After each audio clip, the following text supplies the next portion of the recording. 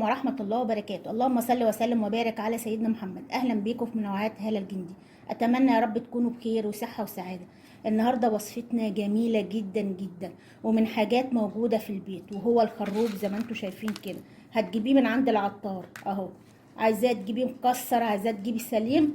اهم حاجة انك تبليه حوالي يوم كامل اهي في المية زي ما انا بليته كده، عشان اوفر عليكم. وبعد كده هنضربه في الخلاط وارجع لكم. دلوقتي بعد ما ضربته في الخلاط هنصفيه زي ما انتوا شايفين كده. بصوا اهي،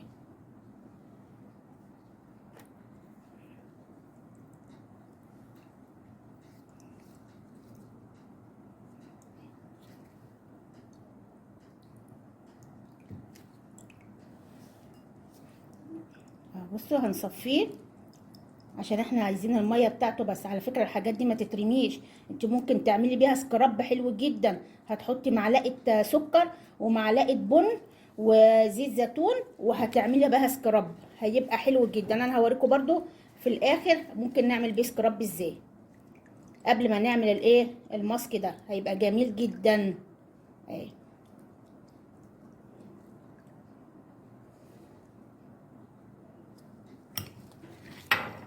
اهو بعد ما عملناه خلاص اهو. هنعمل هنحط حوالي معلقه كبيره دقيق او طحين اهو. بصوا اهي معلقه كبيره، هنضربه اهو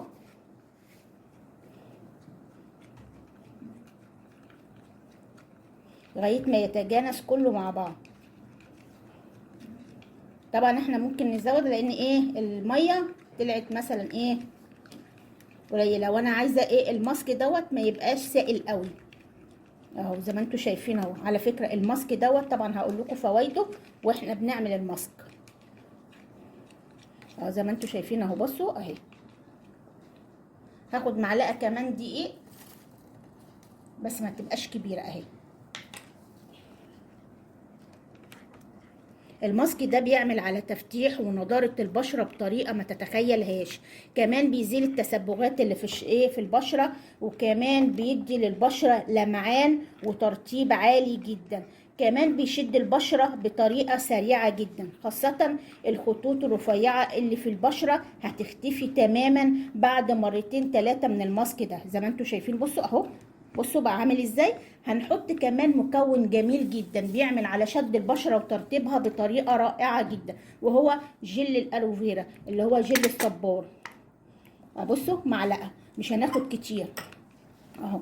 ده بيساعد على ترطيب البشره وعلى نضارتها، وكمان على تشيل التسبغات وشد البشره بطريقه حلوه. شفتوا اهو، انا ده اللي انا عايزاه كماسك اهو جامد. طبعا انا هزوده شويه من الميه اللي انا عملتها بتاع الخروب اهو، علشان يديكي ترطيب عالي جدا.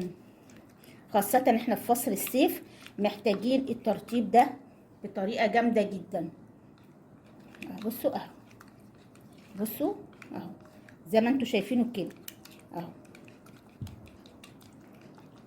هتستعمليه بقى ازاي؟ بطريقه حلوه جدا. اولا هتعتبري دوت كانها بشرتك، هتكون نضيفه جامد جدا، ما فيهاش اي اثار للميك اب او حتى للزيوت. وهتروحي بصي اهي هتعملي مساج للبشره بطريقه حلوه جدا. بصوا اهي،